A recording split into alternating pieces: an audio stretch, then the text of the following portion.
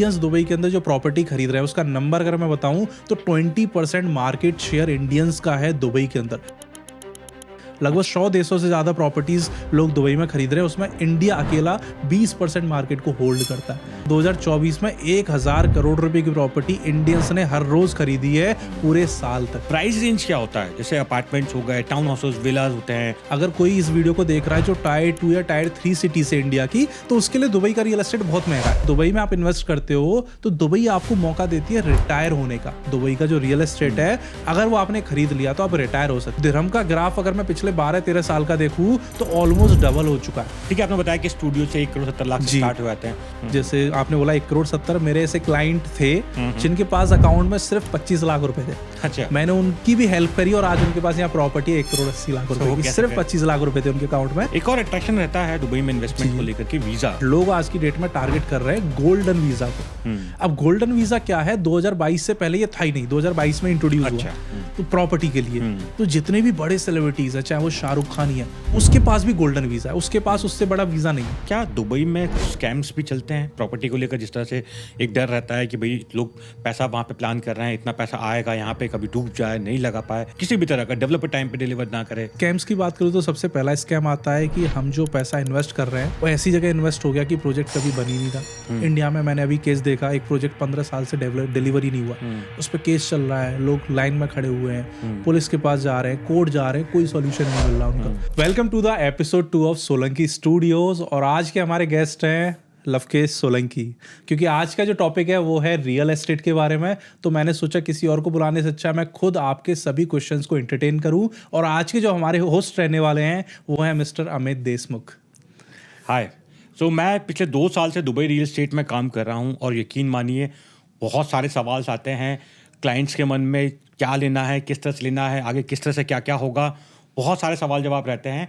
तो इसीलिए जो है लवकेश के साथ आज हम सारे के सारे उन तमाम सवालों पे जो है क्लैरिटी लेकर के आएंगे, जिसके बाद दुबई रियल एस्टेट को लेकर के आपको कहीं और जाने की जरूरत नहीं पड़ेगी। और दुबई रियल एस्टेट में इन्वेस्टमेंट करके किस तरह से लोग पैसा कमा रहे हैं और क्या क्या तरीके हैं और किस किस तरीके से जो है और बेनिफिट्स कमा सकते हैं, वो आज हम सब जानेंगे लवकेश के साथ में, जिसको लेकर के मैं पूरे सवालों की लिस्ट भी लेकर के आऊँ जी। तो लवकेश, सबसे पहले बताइए कि रियल एस्टेट में क्या कर रहे हैं आप, किस तरह से काम करते हैं? तो पिछले 3 साल से ज़्यादा हो गया मुझे दुबई रियल एस्टेट में काम करते हुए। मैं डायरेक्टली सेल्स इंडस्ट्री में काम कर रहा हूँ दुबई के अंदर और प्राइमरी मार्केट को मैं एंटरटेन करता हूँ। 3 साल में 60 लोगों से ज़्यादा की मैं हेल्प कर चुका हूँ उनको उनका ड्रीम होम दिलवाने में। दुबई के अंदर 450 करोड़ रुपए की इन्वेंट्री में अभी तक बुक करवा चुका हूँ दुबई के अंदर। और सिर्फ प्रॉपर्टी दिलाना मेरा काम नहीं होता, जब मुझसे कोई कनेक्ट होता है, क्योंकि मेरे 99% जो बायर्स हैं वो इंडिया से है या दुबई से नहीं है, दुबई के बाहर से इंटरनेशनल बायर्स हैं, तो उनको कंप्लीट सपोर्ट चाहिए होता है। तो जब वो मेरे साथ कोई भी ट्रांजैक्शन करते हैं तो कंप्लीट उनका पेपर वर्क मैं हैंडल करता हूँ। ठीक है, जो भी उनकी पेमेंट्स होती हैं, कब टाइम पे डिपॉजिट करनी है, पेमेंट रिमाइंडर्स, ये सारा काम मेरा होता है। तीसरा, जब उनके प्रॉपर्टी के पेपर आ जाते हैं तो प्रॉपर्टी के बिहाफ पर उनको गोल्डन वीजा दिलवाने का काम भी मेरा रहता है। उसके बाद उनकी बैंकिंग ओपन करवाना, प्रॉपर्टी को सही टाइम पर रीसेल करवाना, और जब प्रॉपर्टी रेडी हो जाए तो उसको रेंट आउट करवाना, यानी कंप्लीट पैकेज उनको मिलता है। इसके अलावा भी अगर उनको कुछ एक्स्ट्रा सर्विसेज चाहिए होती है, जैसे कोई विजिट वीजा करवाना है या किसी थर्ड पार्टी बंदे का नंबर चाहिए, इंटीरियर डिजाइनर का चाहिए, कुछ भी चाहिए, तो वो सारी चीजें उनको वन स्टॉप सॉल्यूशन मिल जाता है कि लवकेश को फोन मिला, वो हेल्प कर देगा। तो ये सारी चीजें मैं करता हूं और बिना किसी एक्स्ट्रा कॉस्ट पे करता हूं, यानी ना मैं अपना कोई कट रखता किसी चीज में, ना मैं उनसे कोई कोटेशन लेता। जो होता है मैं डायरेक्टली उनको कनेक्ट कर देता हूं और वो अपनी सर्विस यूज कर लेते हैं। ठीक है, तो यदि सपोज कोई इन्वेस्टर है, फर्स्ट टाइम अपना वीडियो देख रहा है, तो किस किस तरह का इन्वेस्टमेंट दुबई में कर सकते हैं, क्या क्या चीजें रहती है यहाँ पे? तो काफी लोगों को ये लगता है कि दुबई में प्रॉपर्टी नहीं खरीद सकते, या फिर अगर आप खरीदोगे तो आपको किसी लोकल को पार्टनर बनाना पड़ेगा, बट ये बिल्कुल गलत है। 2002 में एक कानून आ गया था जिसमें दुबई गवर्नमेंट ने कहा था कि कोई भी पर्सन दुबई के अंदर बाहर के देशों का एक फ्री होल्ड प्रॉपर्टी को खरीद सकता है 100% ओनरशिप के साथ। इसका मतलब ये है कि कुछ एरियाज हैं जो डेजिग्नेटेड हैं फ्री होल्ड के नाम से, वहां अगर कोई भी पर्सन प्रॉपर्टी लेता है तो 100% प्रॉपर्टी उसी के नाम पर रजिस्टर होती है और उसमें कोई भी लीज का टर्म इंक्लूड नहीं होता। तो जब भी कोई इंसान प्रॉपर्टी खरीदे उसको बस एक बात का ध्यान रखना है कि वो अपने एजेंट से पूछ ले ये प्रॉपर्टी फ्री होल्ड है या लीज होल्ड है। जब वो बुकिंग करेगा तब लिखा भी आएगा, तो पेपर में भी जाके चेक कर सकता है वो प्रॉपर्टी फ्री होल्ड है या लीज होल्ड है। तो मेक श्योर आप फ्री होल्ड होल्ड प्रॉपर्टी ही खरीदें। अब फ्री होल्ड के अंदर भी दो कैटेगरीज आती है, एक आता है प्राइमरी प्रॉपर्टी, एक आता है सेकेंडरी प्रॉपर्टी। प्राइमरी का मतलब ये होता है वो प्रॉपर्टी जो डायरेक्टली बिल्डर आपको प्रोवाइड कर रहा है। प्रॉपर्टी बिल्डर से लेने में फायदा क्या होता है, एक तो आपको ब्रांड न्यू प्रॉपर्टी मिल जाती है, आपको सारी वारंटी जो बिल्डर खुद देता है।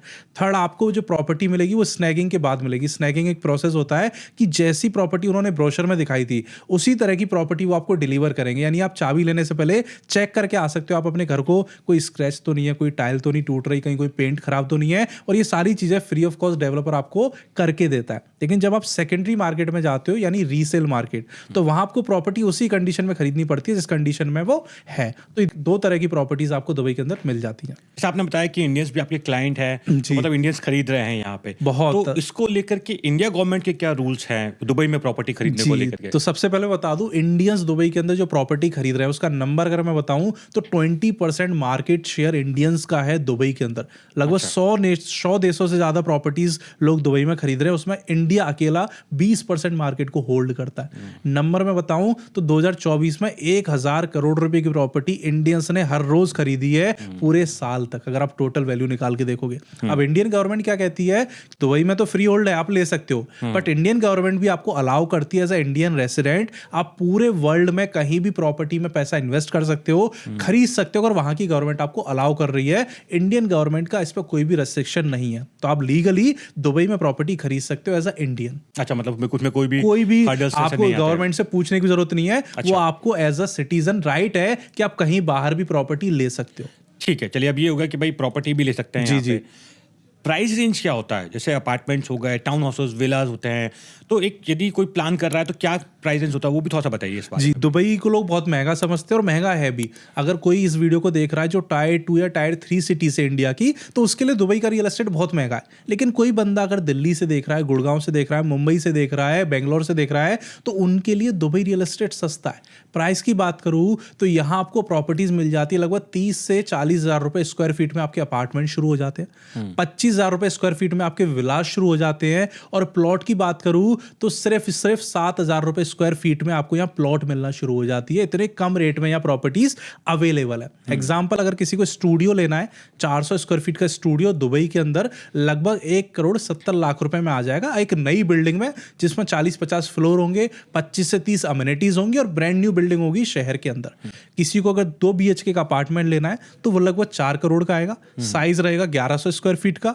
या तो सेमी फर्निश्ड रहेगा, और अगर वो किसी सही डेवलपर से लेगा तो फुली फर्निश्ड का ऑप्शन भी उसको मिल सकता है। और अगर किसी को विला चाहिए तो 4 बेडरूम का जो रो विलाज होते हैं वो उनको 6 करोड़ के आसपास दुबई में मिल जाते हैं। ठीक है, तो इंडियन इन्वेस्ट कर सकते हैं, इंडियन इन्वेस्ट कर भी रहे हैं, आपने बताया। खर्च क्यों रहे हैं इतने बड़े लेवल पे? इंडियंस क्यों इन्वेस्ट कर रहे हैं? क्यों कर रहे हैं? जैसे अगर मैं बात करूं, अगर मैं दुबई नहीं आता तो मैं या मेरे खानदान में से कोई भी दुबई के बारे में सोचता भी नहीं, क्योंकि हमें पता ही नहीं बाहर क्या हो रहा है। दूसरी, हम क्यों देखें ऐसी जगह है जहां हम जा नहीं सकते, जहां की गवर्नमेंट का पता नहीं है, वहां क्यों इन्वेस्ट कर रहे हैं। लेकिन अगर आप आज का यूथ देखोगे तो जो बंदा पहले सिर्फ गोल्ड में इन्वेस्ट करता था, उसने धीरे धीरे स्टॉक्स में एंट्री ली, उसने धीरे धीरे फॉरेक्स में इंटरेस्ट लिया, उसने धीरे धीरे क्या किया, यूएस मार्केट में इंटरेस्ट लिया, तो आज वो हर जगह अपने पैसे को इन्वेस्ट करता है और वो डाइवर्सिफाइड रखता है अपनी इन्वेस्टमेंट। तो रियल एस्टेट इन्वेस्टर्स भी वही कर रहे हैं। वो सिर्फ एक शहर या एक देश तक सीमित नहीं रहना चाहते, वो चाहते हैं हर जगह को हम उसको यूज करें, वहां की प्रॉफिटेबिलिटी को यूज करें। इसीलिए आज लोग बाहर भी देख रहे हैं और इंडियंस के लिए सबसे बढ़िया ऑप्शन हो जाता है दुबई।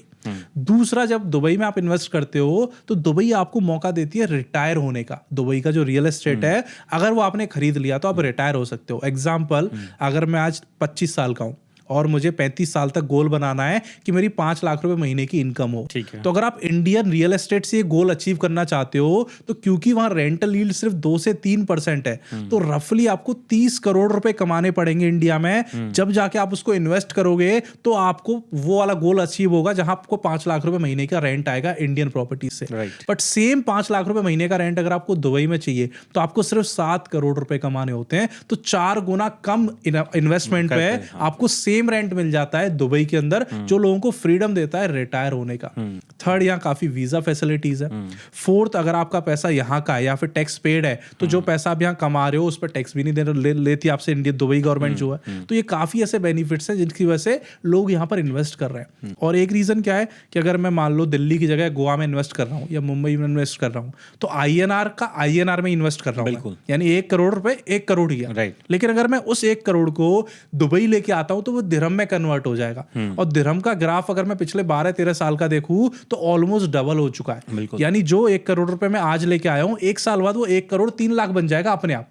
5 साल बाद वो 1 करोड़ 15 लाख बन जाएगा। यानी प्रॉपर्टी के साथ साथ, रेंट के साथ साथ मेरी करेंसी में भी अप्रिसिएशन आ रहा है। तो ये तीनों चीजें मिलके लगभग 20% तक का रिटर्न देती है हर इन्वेस्टर को जो दुबई में इन्वेस्ट करता है। राइट, ठीक है। आपने बताया कि स्टूडियो से 1 करोड़ 70 लाख से स्टार्ट हो जाते हैं। कहने में तो बहुत आसान लग रहा है, 1 करोड़ 70 लाख रुपए किसी पास होने भी चाहिए एकदम लगाने के लिए। बिल्कुल। तो कुछ ऐसे क्या पेमेंट प्लान्स रहते हैं, किस तरह से वो प्लान कर सकता है कि पूरा का पूरा 1 करोड़ 70 लाख देना ही पड़ेगा उसको? तो मैं बता देता हूँ, काफी तरीके होते हैं। जैसे आपने बोला 1 करोड़ 70, मेरे ऐसे क्लाइंट थे जिनके पास अकाउंट में सिर्फ 25 लाख रुपए थे। अच्छा। मैंने उनकी भी हेल्प करी और आज उनके पास यहाँ प्रॉपर्टी है 1 करोड़ 80 लाख रुपए की, सिर्फ 25 लाख रुपए थे उनके अकाउंट में। तो मैंने उनकी फाइनेंसेस को समझा कि उन्होंने मुझे क्लियर बता दिया कि लवकेश हमारे अकाउंट में 25 लाख रुपए हैं, 2 लाख रुपए महीने हम और मैनेज कर सकते हैं, हमारा बिजनेस रनिंग है। मैंने बोला ठीक है। तो मैं उनको ऐसी प्रॉपर्टी दिखा के लाया जिसके अंदर 10% की डाउन पेमेंट थी और बाकी का जो सारा पैसा था 90% वो इक्वल इंस्टॉलमेंट में डिवाइडेड था 70 से 80 महीने के अंदर। तो उन्होंने 2.5 करोड़ की प्रॉपर्टी तो ली नहीं, उन्होंने ली 1 करोड़ 80 लाख की और उसका 10% सिर्फ 18 लाख होता है, उनके पास था 25 लाख। तो उनका 10% भी हो गया और DLD भी कवर हो गया। इस तरीके से मैंने उनको प्रॉपर्टी बुक कराई। आज वो इजीली अपनी मंथली इंस्टॉलमेंट पे कर रहे हैं जो 1,80,000 आती है और उनकी प्रॉपर्टी धीरे धीरे बिल्ड हो रही है दुबई के अंदर। तो दुबई में प्रॉपर्टी खरीदने के 2-3 तरीके हैं। पहला, अगर आपके पास पूरा पैसा रेडी है, पूरा कैपिटल, आप डायरेक्टली फुल पे करके एक रेडी प्रॉपर्टी ले सकते हो जिसकी चाबी आपको पहले ही दिन मिल जाएगी। ठीक है। दूसरा, अगर आपका अच्छा बिजनेस है, अच्छी जॉब है इंडिया के अंदर, तो दुबई की बैंक आपको लोन भी देती है। 50 से 60% तक का लोन मिल जाता है। यानी लो, अगर मैं 2 करोड़ की प्रॉपर्टी लेना चाहता हूं दुबई में, तो 1 करोड़ 20 लाख रुपए बैंक मुझे फाइनेंस कर देगी। कंडीशन क्या है कि मेरी सैलरी बहुत अच्छी होनी चाहिए इंडिया के अंदर और दुबई की प्रॉपर्टी रेडी होनी चाहिए। तो 70-80 लाख रुपए आप जेब से लगा दो, 1-1.25 करोड़ रुपए आप बैंक से ले लो, आपकी प्रॉपर्टी रेडी हो गई, आप चाबी ले लो और रेंट पे चढ़ा दो।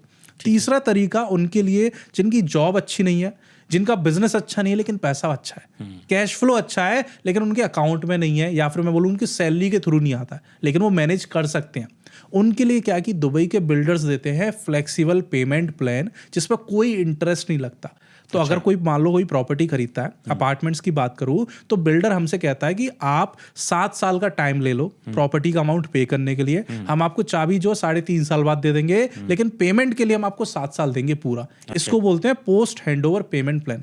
इंडिया में अभी तक ये एग्जिस्ट नहीं करता कि कोई भी बिल्डर वहां हिम्मत नहीं करता चाबी देने की बिना पैसे लिए पूरा, कि क्या भरोसा भाई ये बंदा पैसे ही ना दे, बोले मैं नहीं दे रहा। दुबई के अंदर ऐसा नहीं है। दुबई में आज की डेट में भी 50% लोग ऐसी प्रॉपर्टीज खरीद रहे हैं जिनमें उनको चाबी जो है 50-60% पर ही मिलने वाली है, बाकी का पैसा जो है वो रहते रहते देंगे। तो एक तरीके से 7 से 8 साल का आपको लोन मिल गया, वो भी बिल्डर से मिला है, उस पर भी कोई इंटरेस्ट नहीं है और आपकी कोई सैलरी या बिजनेस चेक नहीं हुआ। तो इसको यूज करते हुए बहुत लोग यहाँ प्रॉपर्टीज बिल्ड कर रहे हैं। बट बुरी बात क्या है कि पेमेंट प्लान दिन व दिन बहुत हार्ड होते जा रहे हैं। अगर आज से 4 साल पहले आते तो आपको और लंबा टाइम मिलता था। बड़े बड़े डेवलपर, टॉप डेवलपर्स भी आपको पोस्ट हैंडओवर पेमेंट प्लान देते थे जैसे एमआर, लेकिन आज आप आओगे तो वो स्ट्रिक्ट होते जा रहे हैं। तो अगर कुछ लोग वेट करेंगे तो 2-3 साल बाद हो सकता है post handover payment plan Dubai में मिले ही ना, उनको सिर्फ 3 से 4 साल का ही टाइम मिलेगा।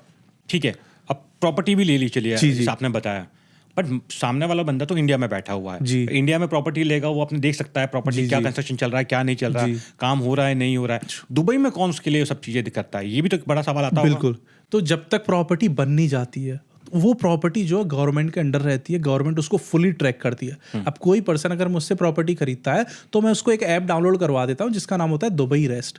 उस ऐप का काम क्या होता है, उस ऐप पर वो सिर्फ अपने प्रोजेक्ट का नाम डालेगा और हर वीक उसको रिपोर्ट मिलेगी कि उसकी बिल्डिंग कितनी बन चुकी है। और सिर्फ रिपोर्ट नहीं मिलेगी, लाइव फोटोज अपलोड होते हैं उस वेबसाइट के ऊपर, उस ऐप के ऊपर, कि अभी कंस्ट्रक्शन का लेवल क्या है और परसेंट में भी लिखा होता है। तो हमें इंडिया की तरह चक्कर मारने की जरूरत नहीं कि चलो देख के आते हैं क्या काम चल रहा है। हम अपने घर बैठे बैठे उस ऐप पे टाइम मॉनिटर कर सकते हैं कि हमारी प्रॉपर्टी की कंस्ट्रक्शन किस लेवल पर पहुंची है, और वो बिल्डर की ऐप नहीं है, वो किसकी है, गवर्नमेंट की ऐप है। सेकंड, जो आप पैसा पे करते हो दुबई के अंदर, वो बिल्डर के अकाउंट में जाता ही नहीं है, वो जाता है एक थर्ड पार्टी अकाउंट में जिसको बोलते हैं एस्क्रो अकाउंट। तो कोई फ्रॉड का चांस भी नहीं रहता, क्योंकि आप पेमेंट दे रहे हो बट वो पेमेंट बिल्डर को नहीं जा रही है, वो एक अकाउंट को जा रही है जिस अकाउंट को मॉनिटर कर रही है दुबई गवर्नमेंट, और उसमें से पैसा बिल्डर सिर्फ तब निकाल सकता है जब वो कंस्ट्रक्शन करेगा। तो आपने तो मान लो 1 यूनिट लिए 2 करोड़ की, लेकिन बिल्डर ने अगर 100 यूनिट बना रखी है तो उसका तो 100 यूनिट का पैसा वहां पर फंसा हुआ है। तो आपसे ज्यादा जल्दी बिल्डर को होती है उस प्रोजेक्ट को डिलीवर करने की, ताकि वो पैसा वहां से निकाल सके। तो जब तक आपकी प्रॉपर्टी बन नहीं जाती, पूरा गवर्नमेंट आपको सपोर्ट करती है और हर चीज रेगुलेटेड है।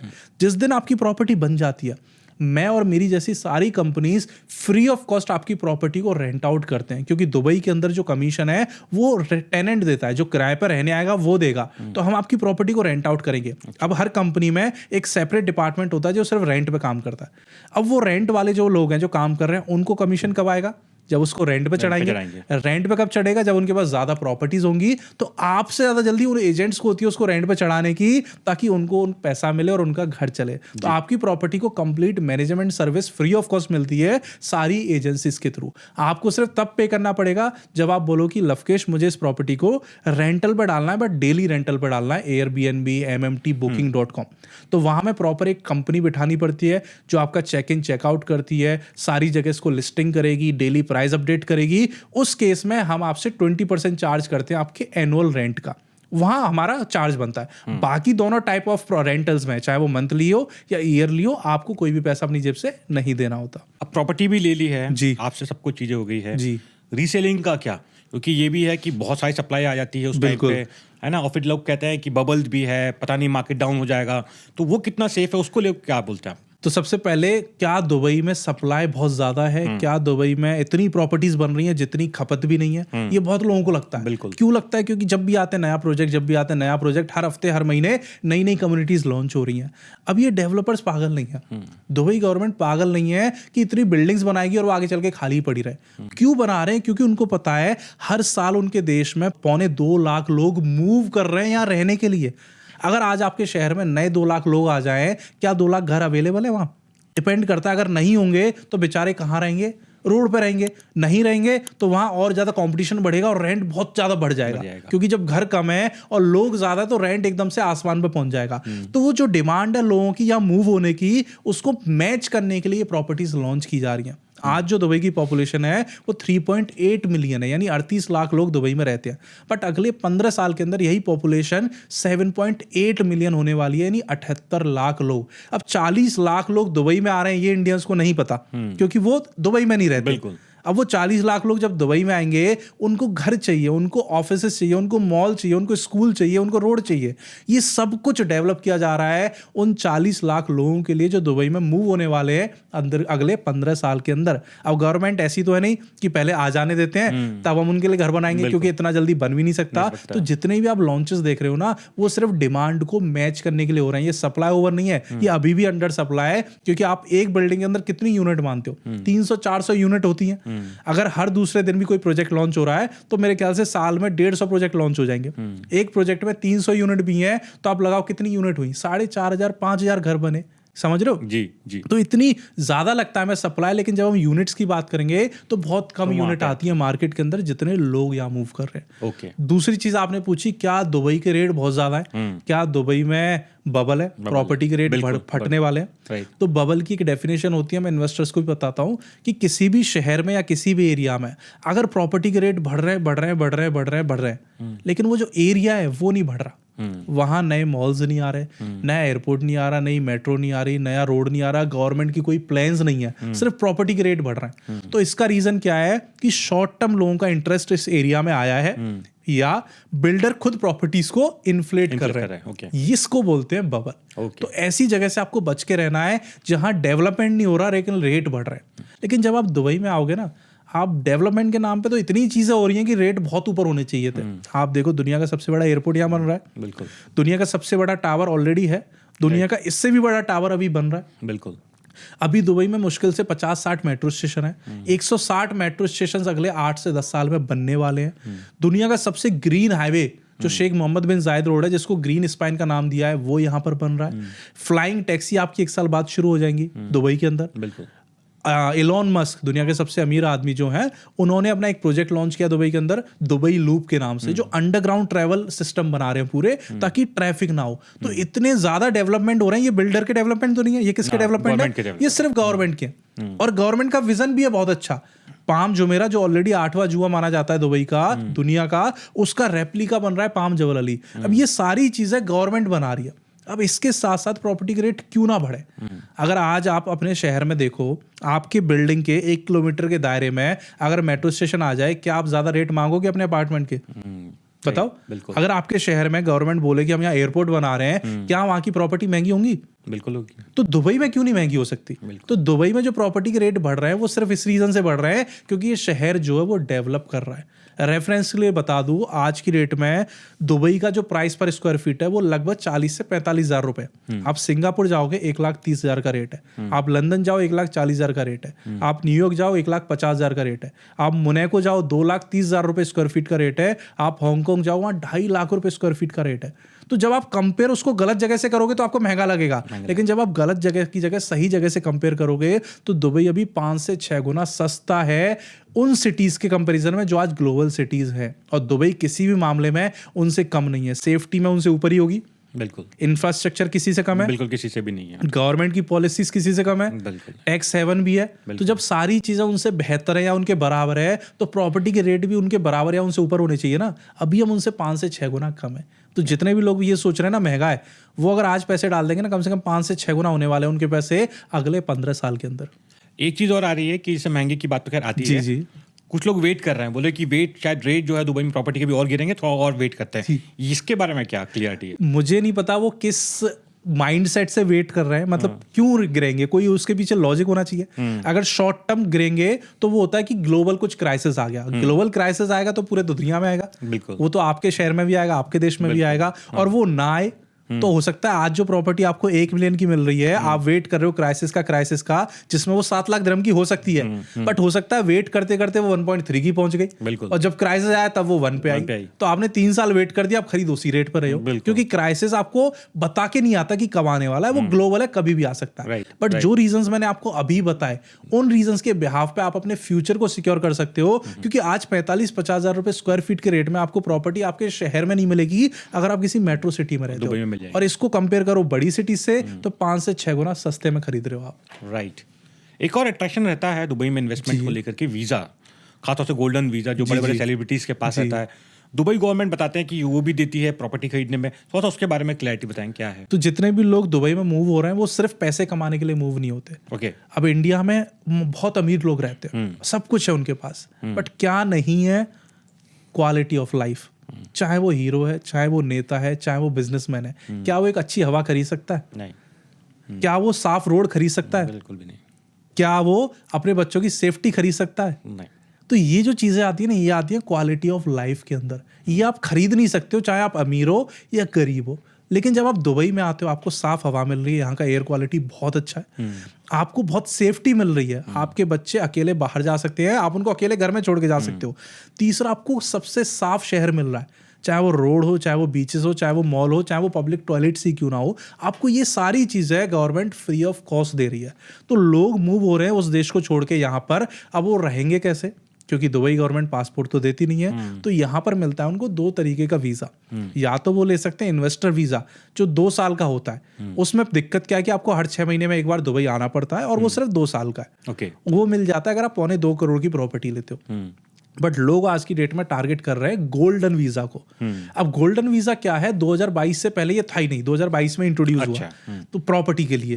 तो जितने भी बड़े सेलिब्रिटीज हैं, चाहे वो शाहरुख खान ही है, उसके पास भी गोल्डन वीजा है, उसके पास उससे बड़ा वीजा नहीं है। तो वही सेम चीज आप भी ले सकते हो अगर आप दुबई में इन्वेस्ट करते हो 5 करोड़ रुपए। अब ये 5 करोड़ रुपए आपको पूरे इन्वेस्ट करोगे तब मिलेगा गोल्डन वीजा, ऐसा नहीं है। अगर आप 5 करोड़ की प्रॉपर्टी खरीदते हो, आप उसको फाइनेंस करा लो 80%, 20% जेब से दे दिया तो भी आपको गोल्डन वीजा मिल जाएगा। आप उसको बिल्डर से पेमेंट प्लान पर ले रहे हो 7 साल के, तो आपको 7 साल वेट करने की जरूरत नहीं है। जैसे आप डाउन पेमेंट दोगे शुरुआत में तो आपको गोल्डन वीजा मिल जाएगा। अच्छा। तो आपको सिर्फ डाउन पेमेंट करनी है 5 करोड़ की प्रॉपर्टी की और आप गोल्डन वीजा अप्लाई कर सकते हो। अब इसका फायदा क्या है? एक तो 10 साल की रेसिडेंसी, आपको 10 साल की टेंशन नहीं है, उसके बाद रिन्यू भी करा सकते हो, बट 10 साल के लिए आप फ्री हो गए। दूसरा, पूरी फैमिली को स्पॉन्सर कर सकते हो, अपने पेरेंट्स को, अपनी वाइफ को, अपने बच्चों को, उनको भी 10-10 साल का वीजा मिल जाएगा। तीसरा, कोई भी रेस्ट्रिक्शन नहीं कि आपको आना ही आना है। किसी रीजन से आप यूएस मूव हो गए, आप कनाडा मूव हो गए, आप यहाँ नहीं आ पा रहे क्योंकि वहां से इतना टाइम लगा के, इतने पैसे लगा के क्यों ट्रैवल करे सिर्फ वीजा को वैलिड रखने के लिए, इतने तो वीजा कॉस्ट नहीं आएगी। तो उनके लिए फ्रीडम है कि अगर आप दुबई नहीं भी आते हो तो ये वीजा जो कैंसिल नहीं होता है। तो ये उनको मिल जाता है जो 5 करोड़ की प्रॉपर्टी दुबई के अंदर लेते हैं। ओके, ठीक है। एक और सवाल ये है कि प्रॉपर्टी तो डायरेक्ट डेवलपर से भी ली जा सकती है। जी जी। तो फिर आपके थ्रू क्यों लें? जी, तो जैसे अगर मैं मान लेते हैं कि मैं किसी मॉल में गया या किसी मार्केट में गया, जैसे दिल्ली की फेमस मार्केट है कंप्यूटर के लिए, नेहरू मार्केट। अब मैं गया, अब मुझे वहाँ एक अच्छा कंप्यूटर खरीदना है, तो मैं क्या करूंगा? मैं एक दुकान देखूंगा, 2 देखूंगा, 3 देखूंगा, 4 देखूंगा। मुझे एक अच्छी दुकान लगी, मुझे लगा चलो बढ़िया, मैं लेके आ गया।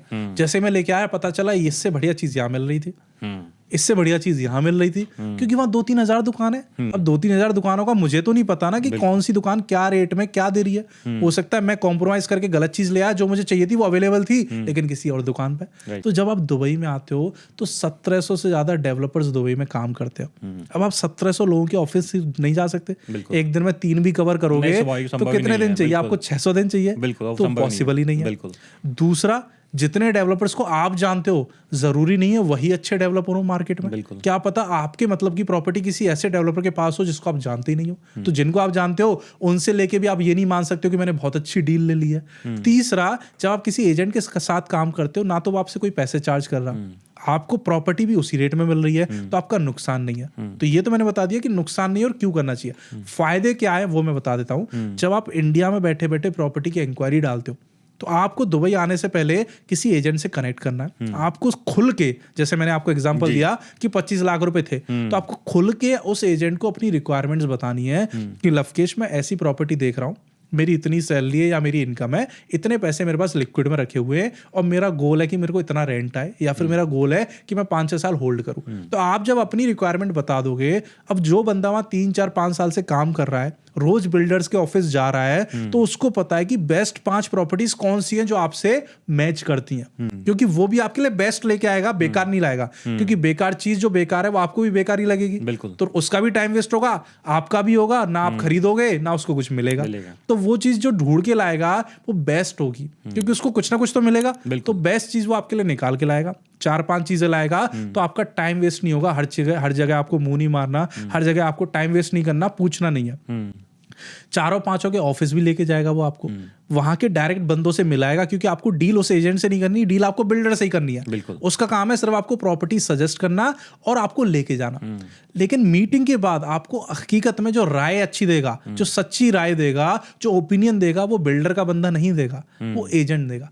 क्योंकि बिल्डर के पास बेचने के लिए तो वही है, तो बिल्डर के लिए तो वही बेस्ट है। अब मान लो मैं एक्स डेवलपर के पास जाऊंगा तो क्या वो वाई डेवलपर की प्रॉपर्टी को अच्छी बताएगा? बिल्कुल नहीं। जेड की बताएगा? नहीं। उसके लिए उसका माल सबसे अच्छा है। लेकिन मैं, क्योंकि मैं सब कुछ बेच सकता हूं, तो मैं एक्चुअल में बताऊंगा ओपिनियन के साथ कि क्या प्रॉपर्टी अच्छी है, इस डेवलपर का क्या बैकग्राउंड है, इनका प्राइस पर स्क्वायर फीट ज्यादा तो नहीं है, ये कहीं महंगी प्रॉपर्टी नहीं दे रहे, क्या पता उससे कम रेट में कहीं और अच्छी प्रॉपर्टी हो, क्योंकि मेरे पास वो अवेलेबल है। तो जो एजेंट है वो आपको रियल ओपिनियन दे पाता है कि जो प्रोडक्ट आप देख रहे हो वो अच्छा है या नहीं है आपके लिए। तो ये ओपिनियन आपको बिल्डर से कभी नहीं मिल सकता। तो जब कोई एक्स्ट्रा कॉस्ट नहीं लगनी, फ्री की एडवाइस मिल रही है, किसी की एक्सपर्टीज मिल रही है, तो फिर कोई नहीं ले रहा है तो फिर वो पागल है। देखो, बिल्कुल उसका कुछ नहीं जा रहा। बिल्कुल सही बात भाई। उसके पैसे अगर गलती से कहीं गलत जगह लग गए तो बिल्डर का काम है बेचना। बेचने के बाद कौन हेल्प करेगा? रेंट आउट कोई भी बिल्डर नहीं करता है, बेचने में कोई बिल्डर हेल्प नहीं करता। पेपर वर्क में वो क्या करेगा? मेल भेज देगा, उसके रिकॉर्ड कौन रखेगा? आप।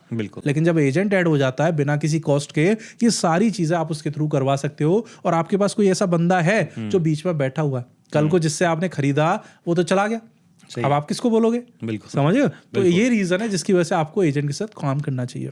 एक और सवाल पूछता हूँ दुबई में पैसे कमाते हैं वाकई में लोग जो कहते हैं कि प्रॉपर्टी में लगा देते हैं 2-3 गुना बढ़ जाती है, कि बस सिर्फ कहने की बातें हैं ये? जी बिल्कुल, मैं किसी और की बात नहीं करूँगा, मैं अपना एग्जांपल देता हूँ। जी। मैंने एक प्रॉपर्टी दिलाई थी, एक कपल था वो, 2022 की जून में, 18 जून को मैंने उनको एक स्टूडियो दिलाया। अच्छा। उस स्टूडियो का प्राइस था 4,45,000 दिरहम। ठीक अब है। 2022 में AED to INR था 20 रुपए। अच्छा। अब 4,45,000 इंटू 20 करोगे आप तो लगभग 90 लाख रुपए के आसपास का वो स्टूडियो मैंने उनको दिलवाया था। ठीक है। अच्छी बात क्या थी, मैं उनको पेमेंट प्लान ऐसा दिलवाया था 50-50 का। 50% था टिल हैंडओवर, 50 था पोस्ट हैंडओवर। ओके। तो आज की डेट तक उन्होंने सिर्फ 50% ही पे किया अपनी जेब से। समझ रहे हो? आज उस एरिया में अरजान के अंदर स्टूडियो का जो प्राइस है वो चल रहा है लगभग 7 लाख दिरहम। 7 लाख दिरहम। सिर्फ 2.5 साल हुए, 3 साल हुए, 3 साल भी ले लो आप, तो 7 लाख दिरहम आज रेट चल रहा है। और आज AED to INR क्या है? 23.5 रुपए के आसपास। तो जब आप इसको मल्टीप्लाई करोगे तो आपका निकल के आएगा लगभग 1.5 करोड़। यानी आज 1.5 करोड़ का रेट है, मैंने उनको दिलवाया सिर्फ 90 लाख में। तो अगर वो आज उसको बेचते हैं तो उनको कितने का फायदा हो रहा है?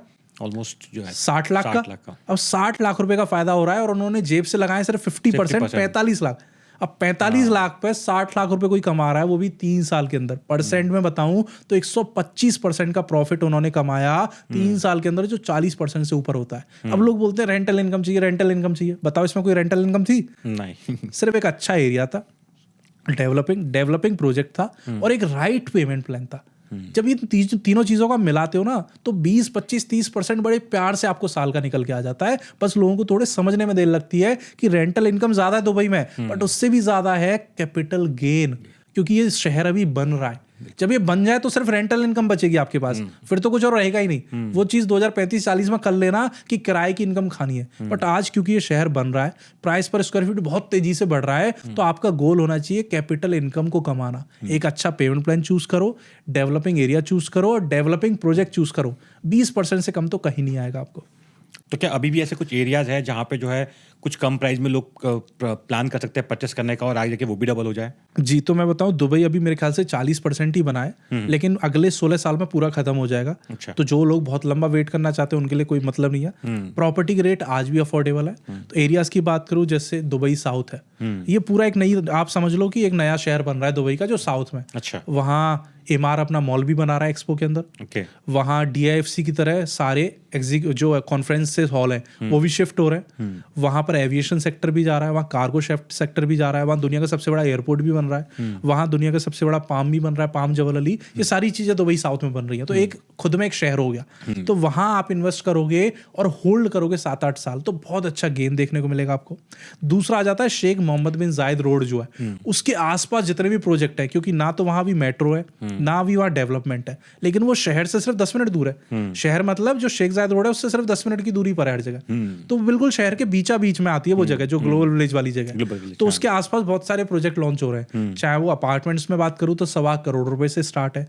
विलास की बात करूँ तो 30-30, 40-40 करोड़ के विलास भी हैं। तो हर कैटेगरी का प्रोडक्ट आपको वहां देखने को मिल जाएगा। तो दूसरी जगह वो है। तीसरा, जिनको प्रीमियम प्रॉपर्टीज में इन्वेस्ट करना होता है उनके लिए आ जाता है मैरीटाइम सिटी दुबई आइलैंड। ये वाटर फ्रंट एरियाज है दुबई में और लास्ट वाटर फ्रंट एरियाज है। अच्छा। क्योंकि समुद्र के किनारे ये शहर बसा हुआ है, तो वाटर फ्रंट प्रॉपर्टीज काफी अच्छी हैं और उसके रेट भी बहुत अच्छे हैं। आज वहाँ 1 BHK की कीमत कम से कम 3.5 से 4 मिलियन, यानी 9-10 करोड़ का 1 BHK आता है। अगर आप देखो ब्लू वाटर्स में, अगर आप देखो दुबई हार्बर में, जो डेवलप्ड एरियाज है। लेकिन उसी कैटेगरी के नए एरियाज बन रहे हैं दुबई आइलैंड और मैरीटाइम सिटी। वहां आपको 1 BHK मिल जाता है 5 करोड़ की रेंज में। अच्छा। तो क्यों? क्योंकि वो डेवलप हो रहा है एरिया। तो किसी को अगर प्रीमियम प्रॉपर्टीज में लेना, इन्वेस्ट करना है सी फ्रंट, तो वो यहाँ इन्वेस्ट कर सकते हैं। सो एक बात और बताइए लवकेश, क्या दुबई में कुछ स्कैम्स भी चलते हैं प्रॉपर्टी को लेकर? जिस तरह से एक डर रहता है कि भाई लोग पैसा वहाँ पे प्लान कर रहे हैं, इतना पैसा आएगा यहाँ पे, कभी डूब जाए, नहीं लगा पाए, किसी भी तरह का डेवलपर टाइम पे डिलीवर ना करे। जी, तो स्कैम्स की बात करूँ तो सबसे पहला स्कैम आता है कि हम जो पैसा इन्वेस्ट कर रहे हैं वो ऐसी जगह इन्वेस्ट हो गया कि प्रोजेक्ट कभी बन ही नहीं रहा। इंडिया में मैंने अभी केस देखा, एक प्रोजेक्ट 15 साल से डिलीवर ही नहीं हुआ। उस पर केस चल रहा है, लोग लाइन में खड़े हुए हैं, पुलिस के पास जा रहे हैं, कोर्ट जा रहे हैं, कोई सॉल्यूशन नहीं मिल रहा उनका। मेरे खुद एक क्लाइंट थे जिन्होंने एक प्रोजेक्ट में इन्वेस्ट किया था, कह रहे हमें चाबी मिली तो सही, लेकिन 10 साल बाद मिली थी खरीदने के। तो दुबई में मैंने जैसे बताया एस्क्रो रूल, वो बहुत ज्यादा प्रोटेक्ट करता है आपको कि आपका पैसा एक अकाउंट में जा रहा है, जो अकाउंट बिल्डर के पास भी नहीं है, वो अकाउंट गवर्नमेंट के पास है। तो एक तो बिल्डर उस पैसे को निकाल के किसी दूसरी जगह इन्वेस्ट नहीं नहीं कर सकता। दूसरा, पैसा क्योंकि उसके पास आया नहीं है तो आपसे ज़्यादा जल्दी उसको होती है उसको डिलीवर करें। तो 99% चांसेस है कि आपका प्रोजेक्ट जो टाइम से पहले डिलीवर होगा दुबई के अंदर। किसी रीज़न से आग लग गई मान लो, किसी लेबर को कुछ हो गया, ऐसे कुछ रीजंस होते हैं तो डिले हो जाता है, बट वो बहुत ना के बराबर चांसेस होता है। आज की डेट में क्योंकि इतना हॉट मार्केट है दुबई का, हर बिल्डर चाहता है कि उसकी जो ब्रांड वैल्यू है वो स्ट्रांग हो, तो जो डेट देते हैं उस डेट से पहले डिलीवर करने की कोशिश करते हैं। सेकंड आता है स्कैम, कि कहीं हम ऐसे प्रॉपर्टी में इन्वेस्ट ना कर दें जहां हमने महंगी प्रॉपर्टी ले ली या फिर हमें उससे कम में मिल रही थी। तो दुबई के अंदर आप देखोगे तो जो प्राइस है वो गवर्नमेंट रेगुलेट करके रखती है प्राइमरी मार्केट के अंदर। तो मान लो अगर किसी एक्स डेवलपर के पास कोई प्रॉपर्टी है, एक 1 बेडरूम, उसका प्राइस है 1 मिलियन दिरहम। अब आप एक एजेंट से मिलोगे, अब वो बोलेगा आपको 1 मिलियन, आपको लगेगा शायद किसी और बड़े एजेंट के पास जाता हूँ वो कम में दे देगा। आप दूसरे एजेंट के पास जाओगे वो आपको मिलेगा 1। आप बोलोगे किसी कंपनी के ओनर के पास जाता हूँ शायद वो कम में दिला देगा, आप उसके पास जाओगे वो बोलेगा 1 मिलियन। क्योंकि दुबई के अंदर जो प्राइस है, जो कोटेशन है, वो एजेंट्स के हाथ में नहीं होती है। एजेंट्स नहीं बना सकते हैं, बिल्डर खुद बना के देता है और बिल्डर के सिस्टम में वो फिक्स रहता है। ऐसा नहीं कि वो वहां डालेगा ये इससे प्राइस पर स्क्वायर फीट को 12,000 की जगह 13 कर दो, 13 की जगह 14.5 कर दो और भेज दो। वो वाला सीन दुबई में नहीं चलता, सब कुछ रेगुलेटेड रहता है। इवन क्लाइंट खुद ऐसी कुछ एप्स को खोल के लाइव इन्वेंट्री देख सकते हैं जहां उनको दिखता है कि 1 BHK का प्राइस ये है, डमैक का प्राइस ये चल रहा है। सब कुछ यहाँ ट्रांसपेरेंट रहता है और रेगुलेटेड रहता है। तो आप किसी भी एजेंट के पास चले जाओ, प्रॉपर्टी का प्राइस वो आपको खुद नहीं देंगे, वो डेवलपर से देंगे, और डेवलपर के पास सिस्टम में उस प्रॉपर्टी का प्राइस जो है पहले से ही फिक्स है, तो वो चेंज नहीं हो सकता। तो कभी भी मन में ये ना लाएं कि अलग अलग लोगों के पास जाएंगे तो हमें सस्ता मिल जाएगा, समझ गए। तीसरा, आपको डिस्काउंट की स्कीम बहुत चलती है। अब कुछ डेवलपर क्या होते हैं, एयरपोर्ट पे ही आपको मिल जाएंगे, sir 20% discount, sir 10% discount, sir 1 crore में प्रॉपर्टी ले लो। अब इंडियंस क्या अट्रैक्ट हो जाते हैं डिस्काउंट से, अब हम भी जाए मार्केट में अट्रैक्ट हो जाएंगे। लेकिन उन डेवलपर्स की वो पॉलिसी है कि वो डिस्काउंट सबके लिए, वो जो प्रॉपर्टी का जो एक्चुअल प्राइस है वो आता ही कब है, जब वो डिस्काउंट लगाते हैं। अब मान लो किसी एरिया में स्टूडियो का रेट चल रहा है 8 लाख दिरहम, अब आप उसके ऑफिस गए, उसने बोला सर ये हमारा स्टूडियो 1 मिलियन का प्राइस है, लेकिन अभी इस महीने इस पर 20% डिस्काउंट चल रहा है, ये आपको 8 लाख का मिलेगा।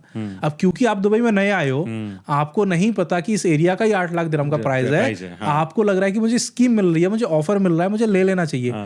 इस चक्कर में आप जल्दबाजी करते हो, उस प्रॉपर्टी को ले लेते हो। बिल्कुल।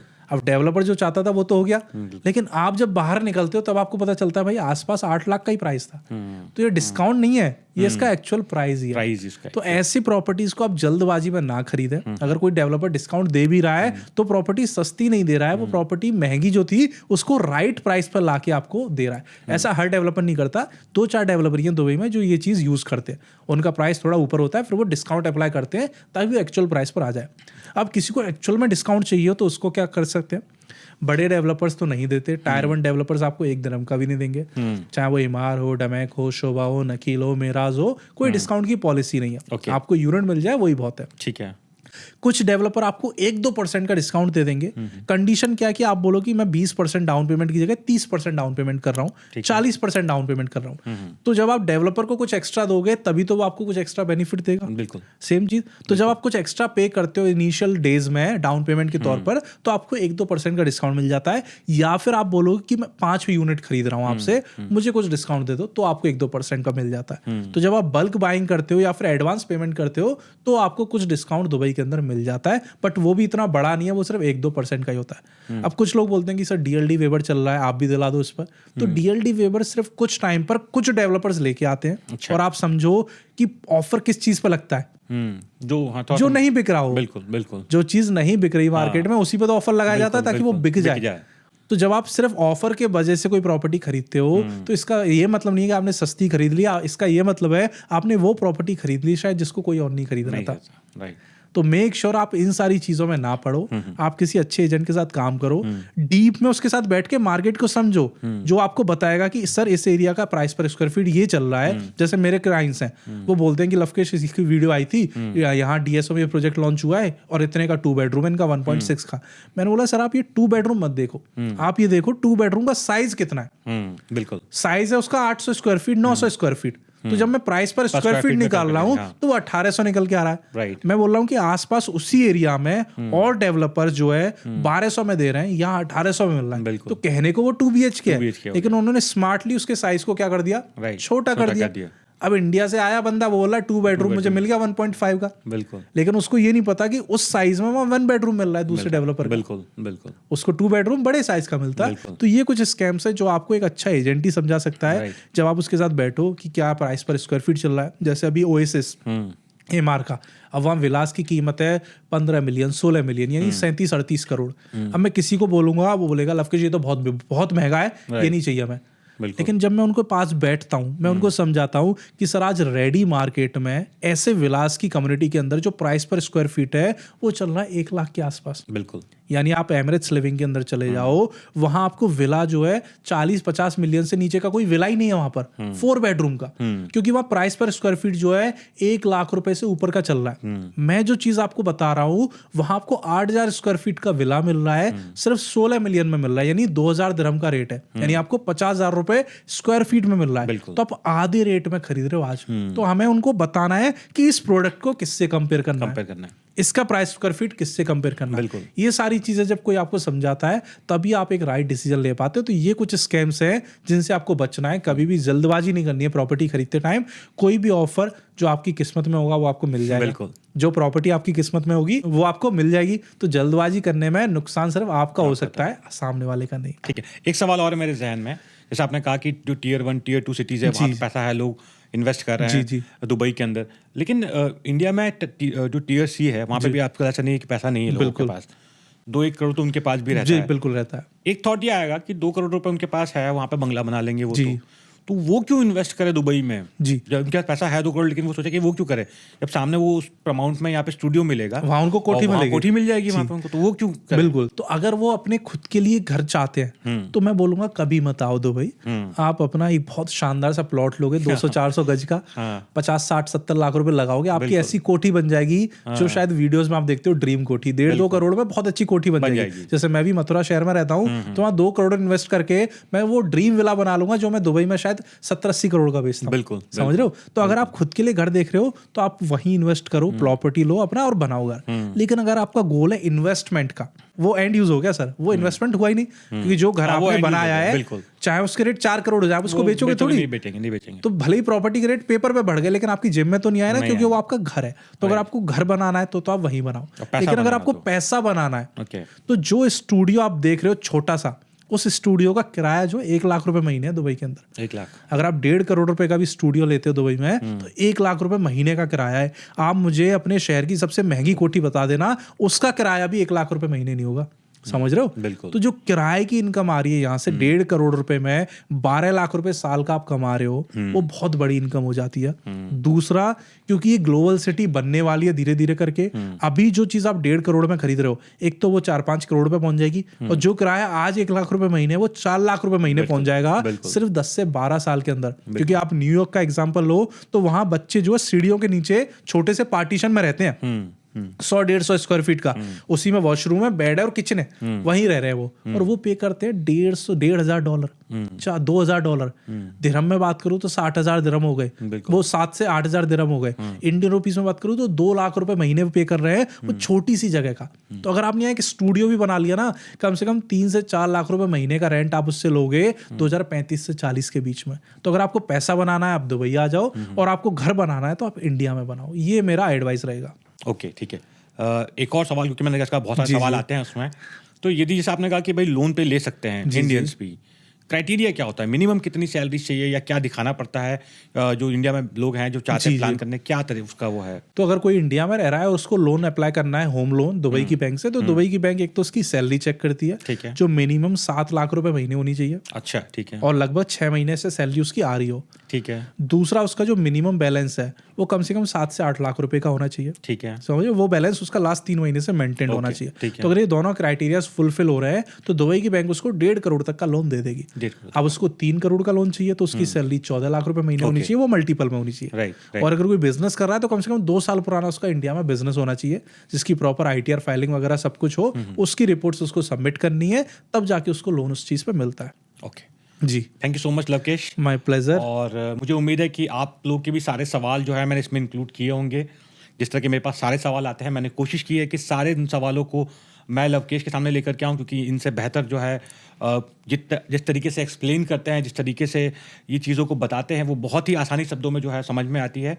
फिर भी यदि कोई सवाल आपके जहन में भी रह गया हो तो आप कमेंट बॉक्स में ज़रूर कीजिएगा, तो हम लोग जो है लवकेश जो है आपको पर्सनली इस क्वेश्चन का आंसर भी कर देंगे। हम पार्ट 2 भी बना सकते हैं इसका, अगर कुछ ऐसे क्वेश्चंस हैं जो हमने कवर नहीं किए, जो कुछ यदि छूट गया, जैसे लवकेश ने कहा है, तो हम वो क्वेश्चंस को लेकर के पार्ट 2 भी मैं जल्दी शूट कर सकता हूँ।